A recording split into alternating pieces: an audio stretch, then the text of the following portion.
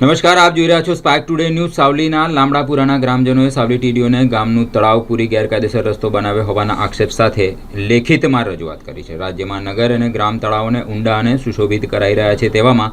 વડોદરા જિલ્લા સાવલી તાલુકાના લામડાપુરાના ગ્રામજનોએ સાવલી તાલુકા વિકાસ અધિકારી સહિત ઉચ્ચ કક્ષાએ ગેરકાયદેસર તળાવનું પુરાણ કરીને રસ્તો બનાવી રહ્યાના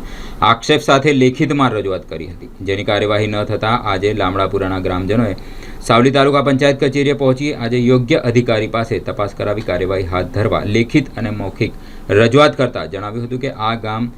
તળાવ પુરાણ કરતા તળાવની પાણી સંગ્રહ ઘટશે અને પશુઓ પક્ષીઓને પણ પાણીની તકલીફ ઊભી થશે અને તળાવ પાસેનો જૂનો રસ્તો બંધ કરાયેલ છે અને તળાવમાં પુરાણ કરી આ નિર્માણાધીન રસ્તો ખાનગી ઉપયોગને લાભ માટે બનાવાઈ રહ્યા જેવા આક્ષેપ સાથે સાવલી તાલુકા વિકાસ અધિકારીને રજૂઆત પણ કરવામાં આવી છે। અમે સાવલી તાલુકાના લામડાપુરા ગામથી આવીએ છીએ। અમારા ગામમાં ગેરકાયદેસર તળાવનું પુરાણ થઈ રહ્યું છે અને જે પુરાણ થઈ રહ્યું છે એમાં કોઈ ખેડૂતને કોઈ ફાયદો થાય એમ છે નહીં। કોઈ ખેડૂતને એમાં ફાયદો થાય એમ છે નહીં અને જે ફાયદો છે એ બાજુમાં કોઈ પ્રાઇવેટ માલિકીની જમીન કોઈ લીધેલી છે એને ફાયદો થાય એમ છે। એ કારણોસર આ રસ્તો બની રહ્યો છે અને એ તળાવ પુરાણ કરીને તો આ એક ગેરકાયદેસર પ્રવૃત્તિ થઈ રહી છે। અને બીજું છે કે રસ્તો એમને જે કંઈક ભલામણ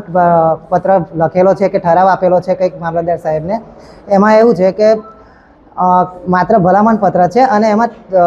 તળાવમાં ઓલરેડી કાયદેસરનો એક રસ્તો નીકળી રહ્યો છે તળાવના સાઈડમાંથી, પણ એ રસ્તો સદંતર પુરાણ કરીને દબાણ કરી દીધો છે અને બંધ કરી દીધો છે એ રસ્તો।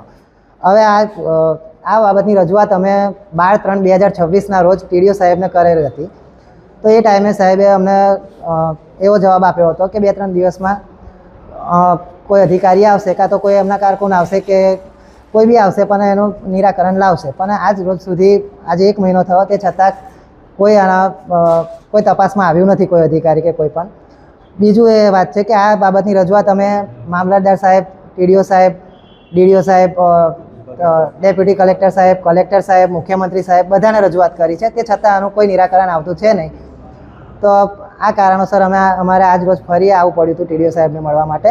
અને રજૂઆત કરી, તો ટીડીઓ સાહેબે આજે પણ એ રીતે જવાબ આપ્યો છે કે 2-3 દિવસમાં તપાસમાં આવશે, પણ હવે જોવાનું રહ્યું કે સાહેબ કોઈ તપાસમાં આવે છે કે નહીં આવતા તથા તેની કાર્યવાહી કોઈ થાય છે કે નથી થતી। હાર્દિકભાઈ રમેશભાઈ પરમાર, પૂર્વ સરપંચ।